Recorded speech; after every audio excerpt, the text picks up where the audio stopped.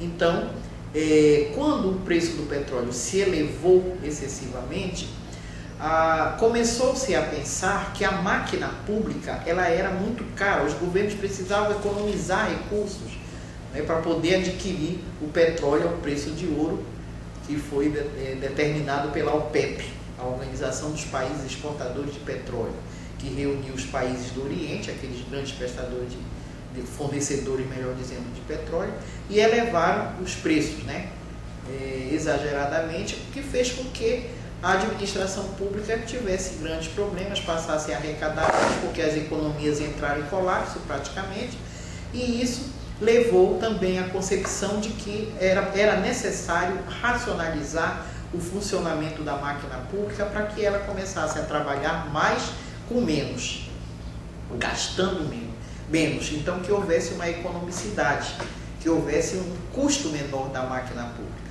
E isso gerou a nova administração pública, que vem desde 1980, sendo trabalhada em vários países, né, como a Inglaterra, que foi o grande destaque da implantação desse novo modelo, da nova administração pública, a Nova Zelândia, os Estados Unidos, onde era Bill Clinton o presidente, com base nas ideias de dois autores, né, que fizeram o livro, que editaram o livro Reinventando o Governo. Ele criou algumas medidas, né, para racionalizar a máquina pública, como o enxugamento da máquina pela demissão de pessoal, a privatização de determinadas empresas, determinados órgãos estatais, a atuação publicizada, quer dizer, o serviço público prestado pelo particular, como ONGs, como empresas sociais, tá?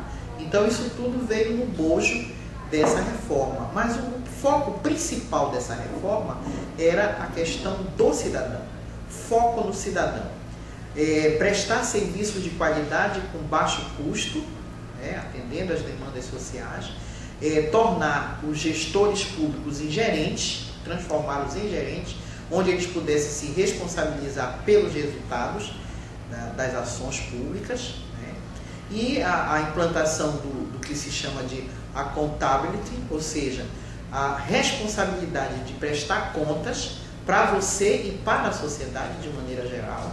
Então isso também foi um outro enfoque que foi bastante trabalhado na reforma que trouxe a administração pública gerencial, ou a nova administração pública.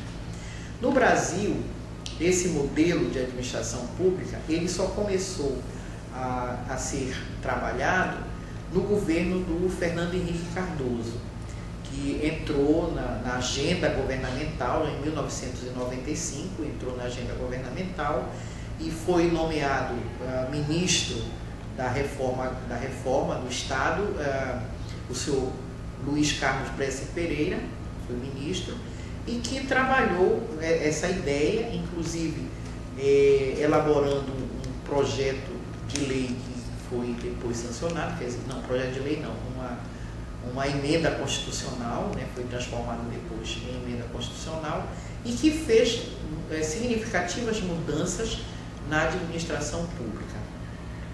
Então, no Brasil, só a partir de 1995, apesar desse sistema já estar sendo implantado desde 1980, somente em 1995 foi que ele começou a ser trabalhado no nosso país.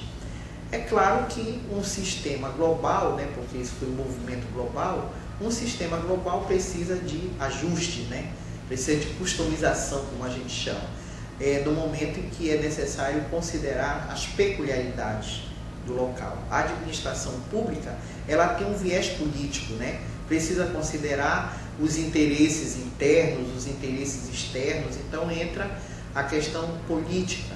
Tá? E nessa época de 1995, na época da implantação da reforma, nem todos os atores sociais compraram essa ideia nova. Vocês sabem que o novo sempre gera resistência.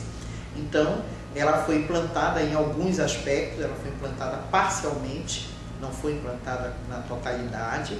E claro que hoje, o que isso gera?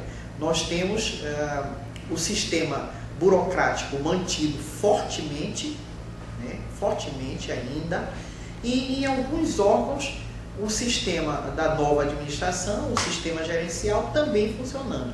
Então nós ficamos com um modelo híbrido, né? Não que tenhamos que abandonar a burocracia, não é isso, mas fazer com que a burocracia possa ser trabalhada em prol do cidadão.